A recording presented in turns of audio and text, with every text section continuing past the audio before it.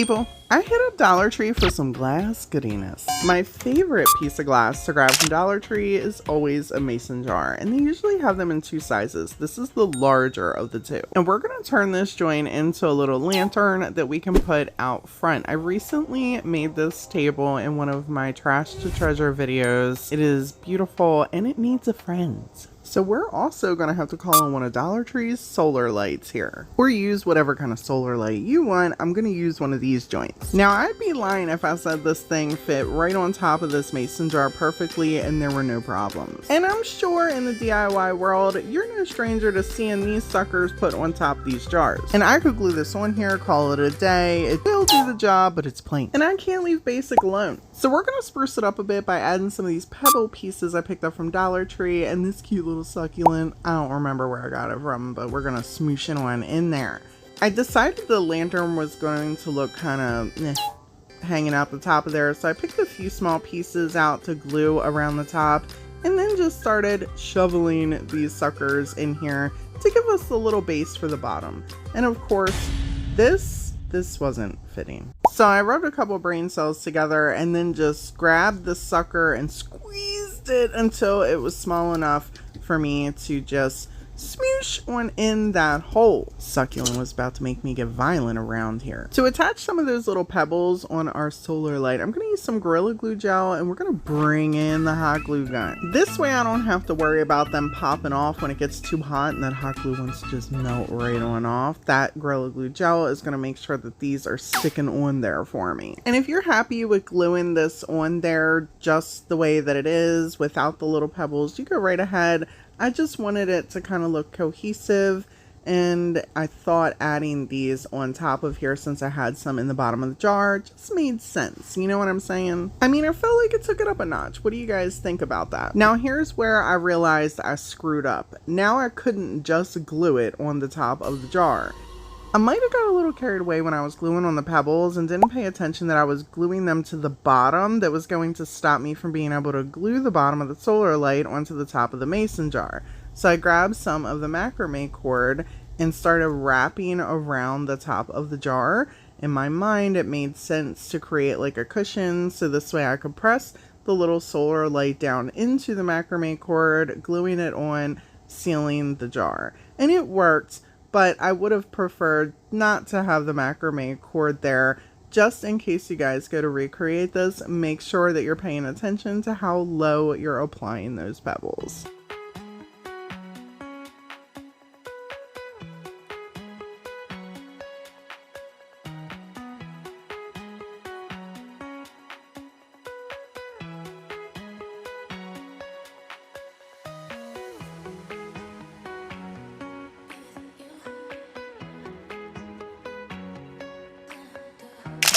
We are going to get messy for this project, people, so we're going to need some gloves for show.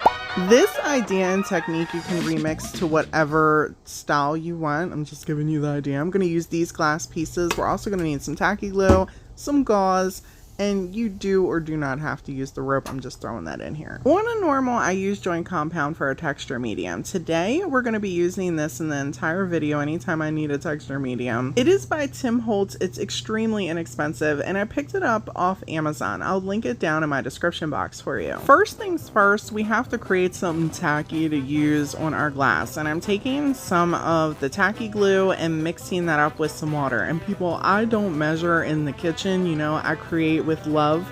So I don't really have a measurement for this to give you. So don't ask me in the comments what was the ratio. If I had to guess, I would say 2 tablespoons tacky glue, 1 tablespoon water, and make sure it's nice and runny. You're going to need it runny so this way everything gets absorbed with this liquid. I took the lids off these little bottles here. You could leave yours on if you want. I just figured it would be easier for me to create these, and I don't plan on using these, so you know they'll go in my hoard pile. I'm using some teeny tiny gauze I had laying around in like one of my little first aid kits. Grab whatever kind of gauze, you will pretty much get the same result, except for the sticky gauze. I don't know that because they do have like kind of anyhow. Using regular gauze, I'm just opening it on up, and then I'm putting it down into our mixture here, and then we're going to squeeze as much excess off as we can because it's going to be running around the bottle. The good thing is about tacky glue is it dries clear. So even if we have some on the bottle, it's not going to affect the full design. However, your bottle is going to get super sticky, so the more tacky glue you have all over your bottle, the more difficult it's going to be when you're trying to move it around. So I tried to squeeze as much excess out as possible. I wanted to do 2 bottles because I wanted to do 2 designs, and I really wanted to just show you that you can take this idea and create it however you want. It doesn't have to just be one way. So I took the gauze and put it sparingly on this bottle in 2 different sections, and I wrapped the gauze around the tops of the bottles on both of them. And before I get a bunch of comments on the video asking if you can use Mod Podge or Elmer's glue, you use whatever makes you fuzzy inside, people. I have tried both of those, and I'm just not as crazy with the result as I am with the tacky glue. They work, don't get me wrong, they work, but it just isn't as good for me as the tacky glue. I feel like this stuff is cemented on the glass by the time it dries. Don't start me up in here trying to tell y'all how you can craft. You know, you do you. And, you know, just take the idea and remix it to whatever works best for you. And a little tip, the more saturated you have anything that you're putting on glass that is a fabric, the more it's going to move. So also squeezing that excess on there is going to ensure that it's sticking almost immediately and going to stay exactly where you place it versus it being able to slide because there's so much extra medium inside your material. And with that being said, anytime you're using like twine or macrame cord or rope, make sure you do have some extras so it really soaks in there. I let these dry for 2 full days before coming back to them. And I just want to take a minute here. I'm going to let you listen to the ASMR. I'm scratching and tapping all over these pieces so you can see how well this is dried on here.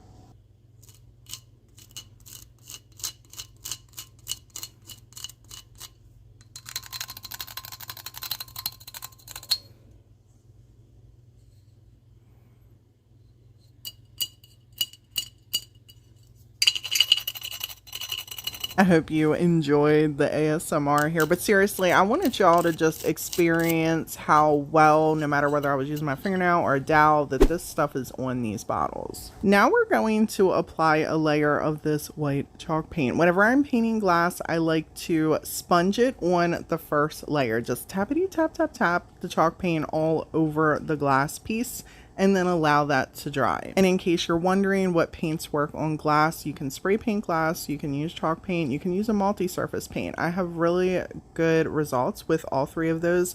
I don't personally recommend acrylic paint. That doesn't necessarily mean that it doesn't work. Yes, it will work, but it has to cure for a certain amount of time, and I don't got that kind of time. I'm making content for you.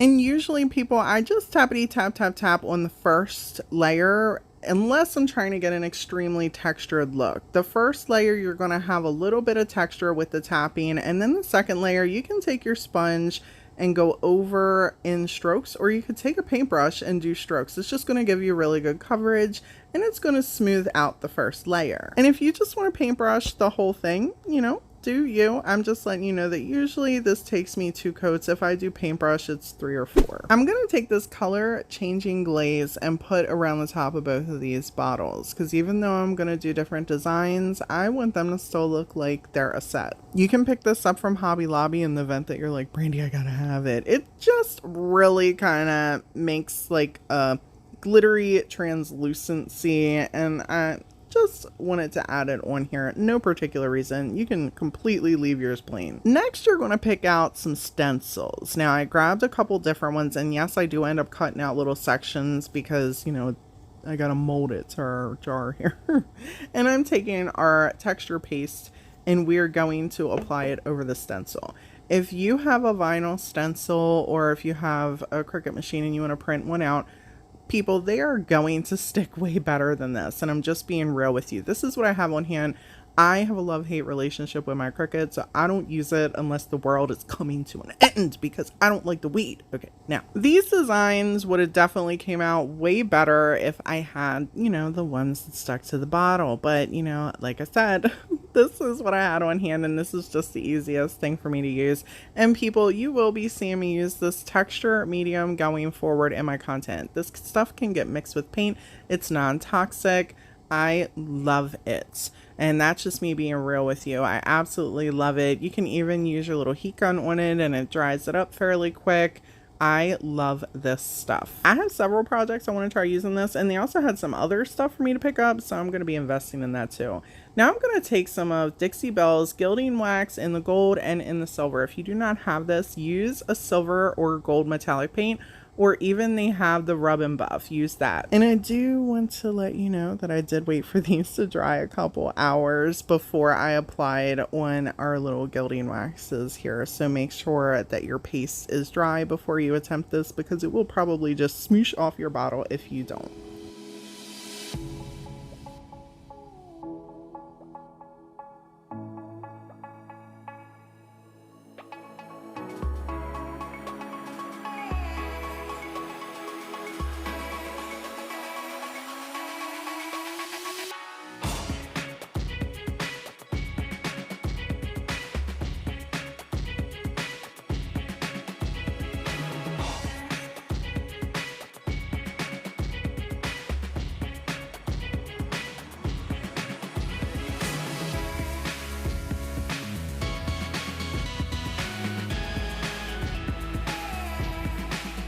I always want to make projects with salt and pepper shakers. I don't know what it is with me and them, but I want to create things. I found this at Dollar Tree. I absolutely hate the color. It's like meh.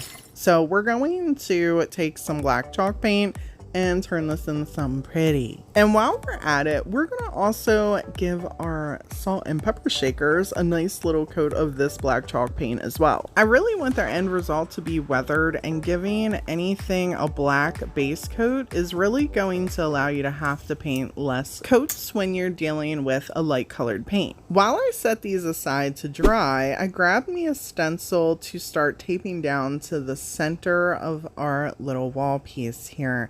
And I'm taking some more of this texture paste and just doing a nice thin layer over our hummingbird here.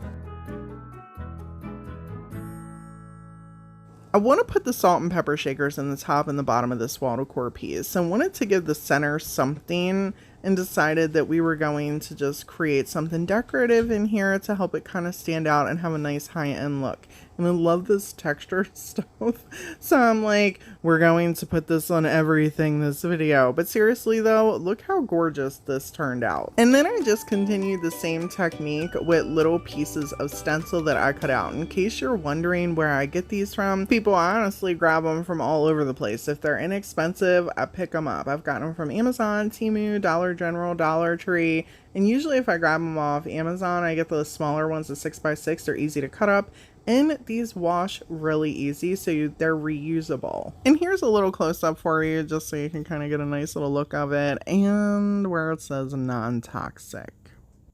After these were done drying, to create that little bit of a weathered look, I took a little bit of white and gray paint and went over the black matte paint that we have on here. I took some of this crafter square yarn and tied a little knot around the top of our salt and pepper shakers and wrapped it around a bunch of times. This is also going to hide the piece that we're going to use to attach to our wall decor. Now it's time to bring in the drill gun, and we're going to need a little bit that is slightly bigger than yarn, so this way we can smoosh our yarn right on through the holes to attach our salt and pepper shakers. And I don't want to drill a hole through my table, so I'm just going to use this little piece of wood here to make that not happen. I used the salt and pepper shaker to kind of measure where I want it to put these holes, and then I drilled to fairly in the center. I kind of wung that, you know what I mean? I just kind of like, this looks good, and then pop some holes on down. I used a little bit of painter's tape on the edge of one of the yarn pieces and then fed it on through. I put a little bit of greenery inside of our salt and pepper shakers, and these turned out super cute.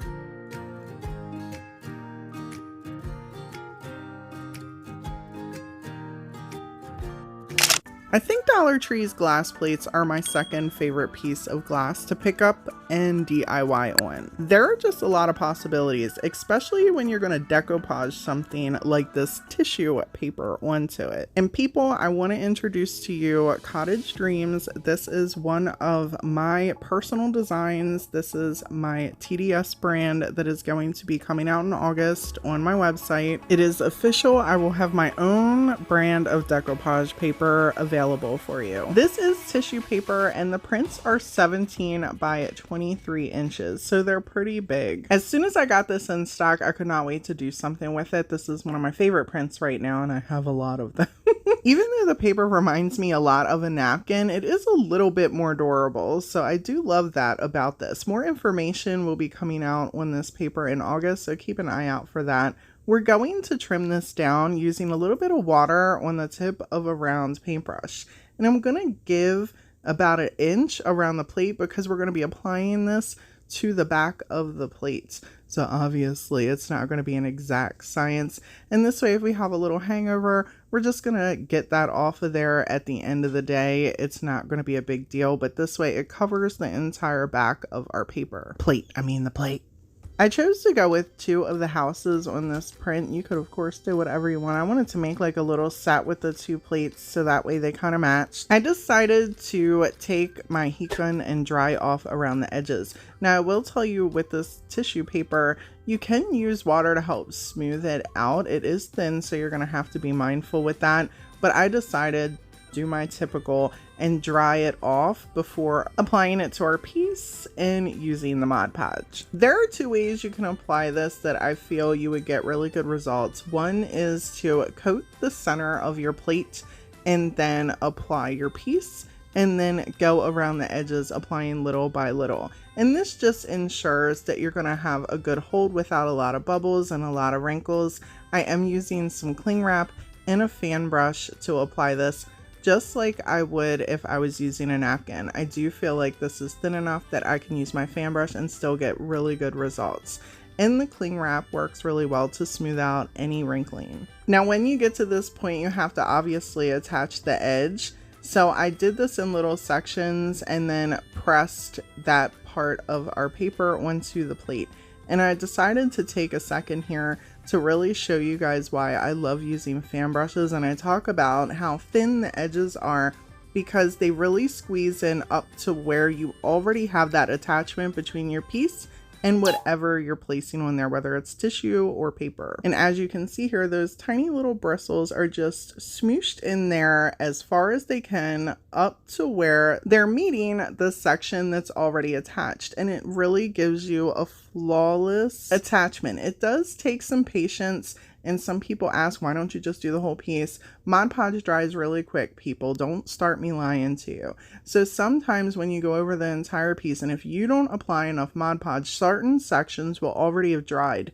This will create bubbles with your napkin or your paper, so you got to move quickly. Then you have to worry about if you don't want to use this method and you want to cover the whole thing, you might use too much Mod Podge, making sure that it doesn't dry, and then that also will give you bubbles. I know, it's like, oh, what does and what doesn't. So just find a technique that works best for you. But as you can see here, it's pretty flawless. People, I love giving y'all options. So of course, on the second plate, I had to show you exactly what I was talking about and coat the whole back of this with a nice healthy layer of Mod Podge. Now I sped it up here so this way you don't have to sit and watch me slowly paint this, but I was moving quickly, at least in my mind. I was moving quickly because I wanted to make sure that this didn't start drying, and I did put a decent amount of Mod Podge on here, you feel me? So I then took the cling wrap and started going around the edges, and like I said, this is thin, but it's a little bit more durable than a napkin, so I felt a little bit more fuzzier inside, you know, smooshing this around until I didn't. There was a tear. As soon as I seen it happen, I immediately stopped and then picked the plate up and gingerly started to put it back in place. I took a little bit more Mod Podge, I put it there so this way that the paper would stick. And then I just went right on over it with my finger, doing a little tappity tap tap tapping. And it's seamless. You cannot even tell that there was a tear. So that's another thing I do really like about this paper, is that if you catch yourself before it gets too wild, you can fix your mistake and you won't know where that tear was. Whenever you're decoupaging on glass, you have some options here. But one, see how my little fingers are dangling behind our plate here? It's kind of translucent without anything behind it. You can see through it, and that's fine. There's nothing wrong with that, but I wanted my design to pop out a little bit. So I'm going to take some Mod Podge and seal this up before we apply a nice layer of white paint on here. And I just want to pause for a moment just to bring acknowledgement to the fact that someone at these manufacturing companies are skipping steps, okay? Because lately when I've been getting paintbrushes, I've been having to do the step that whoever is skipping by putting a little smoosh of glue in the tip of my brush to attach the stem of my brush. Like, what's happening here? Who's forgetting to actually make sure these are attached, okay? Because they're just causing me extra work. Anyhow, let's move on. I let these dry and completely trimmed around the edges, and these plates are absolutely stunning.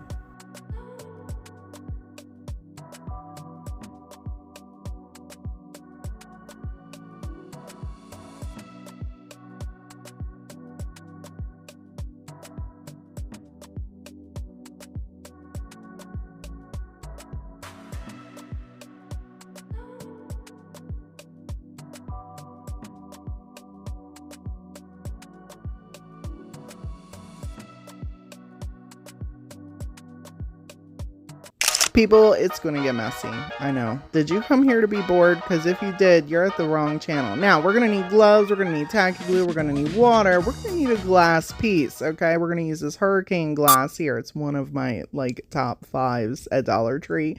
And we're going to also need to make sure it's sturdy, because we don't need it rolling off the desk. And then pick some colors, okay? I'm going with this Tuscan red and this beautiful vintage rose color, tea rose. And I'm mixing them together in our little water and tacky glue mixture that we have here, and mix them up really good, okay? Mix them up really good. Then grab some tissues. I'm just using some Scotties. If you wonder what kind of brand I'm using, it's some Scotties.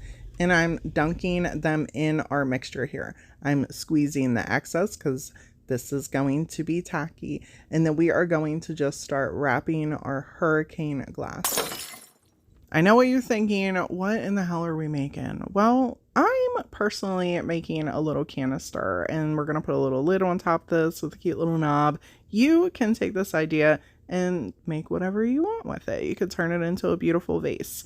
It really is just a different way to kind of give something a 3D effect and create something unique with your glass. I like to create different types of decorative art, you know, just roll on with me, people. I know it's kind of scary. It really just looks like a couple of wet tampons right now. I had to say it. You're watching me. Did you really expect any less? And if you took offense to that, well, I'm sorry that, you know, you took offense to that. Just cover your ears, okay? I'm not gonna hold it in. You're at the wrong channel if you think I'm gonna. If you can't handle a little jokey joke about a used tampon on a DIY channel, well, that's not my problem. That's yours. I mixed up a deeper red because it just wasn't pink enough. And then I continued pressing on our glass vase. I also let this dry 48 hours, just like I did the 2 bottles, before I decided to do anything else with this. And there really is no rhyme or reason, in case you're wondering, like, Brandi, is there a certain way? Nope, it's gonna stick. Just make sure that most of that excess, you know, tacky glue that watery stuff is drained. I'm sorry, you guys are probably killing me. Like, I'm just having way too much fun with this. The whole time I was making this, I'm like, these people are gonna just love me, because I couldn't stop myself. Like, I could have chose any other color and I just did. Anyhow, we're just gonna skip to the next part. Put down some wax paper or parchment paper, and then grab your favorite clay. Now, I'm using this clay. Everybody has their own preference. I've heard it all. This is what I like to use, and yes, it's linked in my Amazon store. And then I'm going to take a couple little clay molds, or fondant molds, really, that's what these are, little hole punchers. So that way I can use these to create some little mold pieces. And my clay was a little dry, so I'm just kind of molding it back and forth and spraying it with a little bit of water. I did this for about 10 minutes. And if you struggle with hand grip strength issues, keep in mind that it might just be best for you to let somebody else mold it on up for you, okay? Because I struggle with hand grip strength issues, but I had to suck that up for you, okay? I love you. I'm just kidding. I do struggle with hand grip strength issues, but I sucked it up just because I wanted to make this. I used a dowel to flatten it out, and then I took some of the little hole punch pieces and I made a couple leaves, and I did one punch with the flower because that's going to go in the center to our larger flower, because right now I am flattening this clay back out so this way I can trim using a clay tool individual large flower pieces. And there really was no rhyme or reason. It took me a couple minutes to come up with a design, but if you're going to try this at home, the best way I can tell you to do it is just to kind of like make the shape of an eye as if you were drawing on a piece of paper. And remember, I said that I let this dry 48 hours. So once this was dry, that's when I made all the clay pieces, and I'm using tacky glue to attach these clay pieces. You don't need a lot. A little bit goes a long way, and you can bend your clay. Now again, depends on the clay. Don't start me lying, and I'm not the expert on all the clays, but this one I know bends, and I know this particular clay also you're able to sand it. So if you don't like the way it finishes and it's got a rough edge, you can come back with like a 200 grit and give it a light sand and it will work out just fine. I spent roughly 3 hours on this end finish, about an hour cutting out all the clay pieces, and you can also put them in a little baggie to keep them from getting hard as you're going, and then take them out. And then I spent about an hour applying and making sure these were all shaped properly, because we're just creating a really big flower. If you want to add some texture onto your little petals, you can take some cling wrap and just kind of press it in there. Or you can take your clay tool and just kind of make some little, you know, scrapes on there as well. It's just going to give them more of a realistic look after everything dries.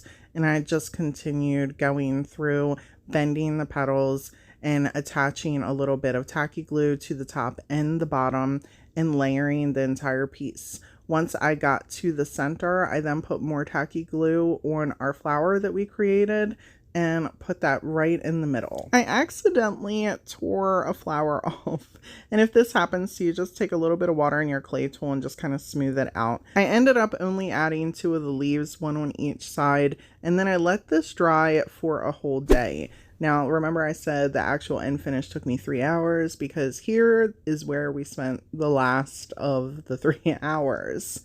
I was kind of mesmerized once it was all dry. I thought the clay turned out super pretty. Now it's time to pick some colors.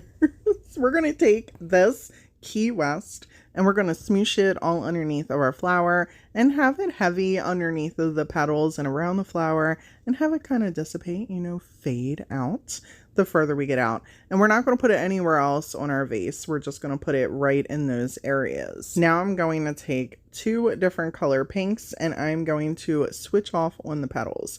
And this is entirely up to you. Whenever you're creating something, especially if it's 3D, I'm not a professional artist. I just do this like as a hobby, and I kind of feel things out and telling you what has worked for me. But whenever you're creating something that's 3D like this and you want to give it a little bit of depth, use different colors. And that's going to help just kind of bring things to life a little bit. So I did not take the acrylic paint and use it on every single petal. I swapped out the different color variations, and then once I had everything completely covered, I went back with the paint colors and then alternated over the petals using the opposite color to give it a little bit more depth. I hope that makes some sense. And it's not a perfect science, people. It really is just you being in your creative space and doing what you feel is right. Some of y'all are going to feel like this are tacky, some of you are going to feel like this are trash, and some of you are going to be in my comments be like, why did you even make that? Listen, roll on with your negativity, because this made my heart sing, and I was very happy with the end result and creating something different and unique and giving you guys an idea of something that you can do at home if you're tired of seeing the same thing on glass pieces. I mean, how many things can I decoupage for y'all? Are y'all tired of me decoupaging for you yet? I'm just kidding. Don't be crapping on my decoupage. You know I love decoupage. Anyhow, I painted up our little leaves brown, and then I mixed up some white chalk paints a little bit of vintage, and some khaki to give us like an off-white, but also like a very cream color. So this way we can take us a nice chippy brush and we can go over the entire piece.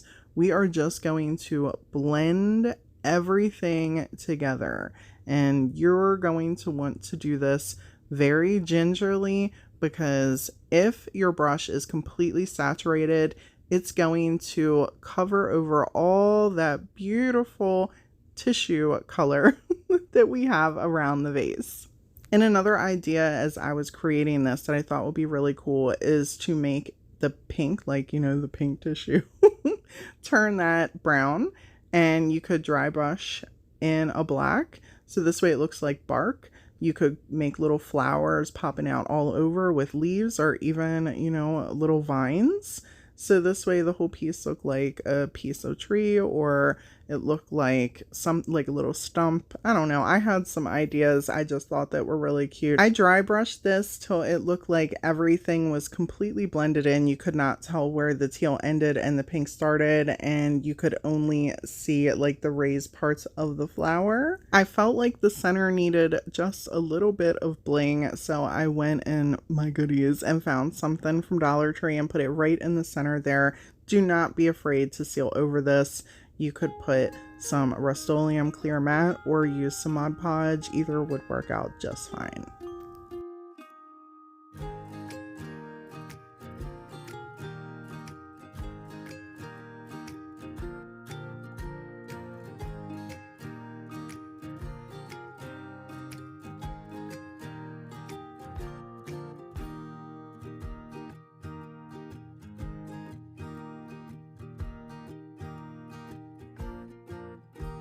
I am constantly looking for alternatives to candles in case the power goes out. So I'm like, let's make us a little decorative glass piece using a solar light. I figure we could take the whole top off and then even just keep the piece in the window. And then when the power goes out, just grab it and then pop it in the little glass pieces.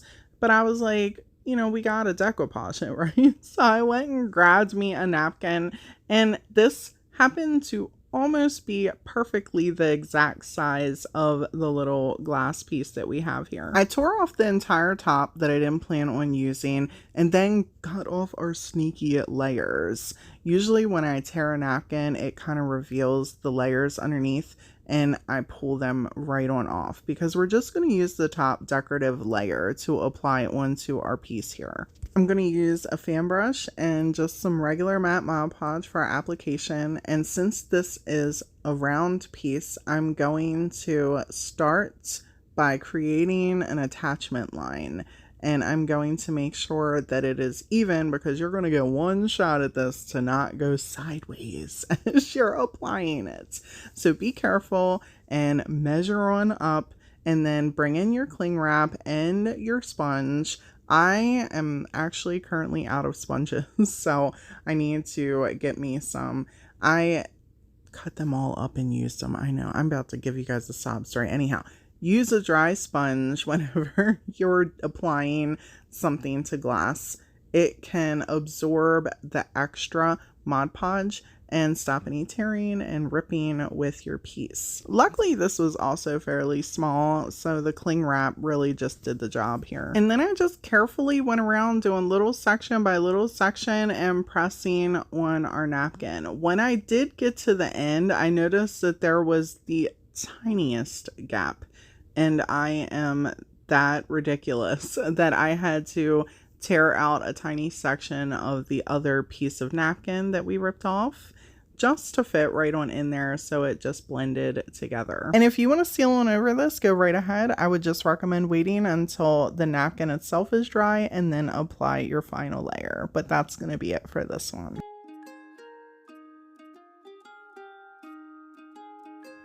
People, as always, thank y'all so much for hanging out with me today, and until next time.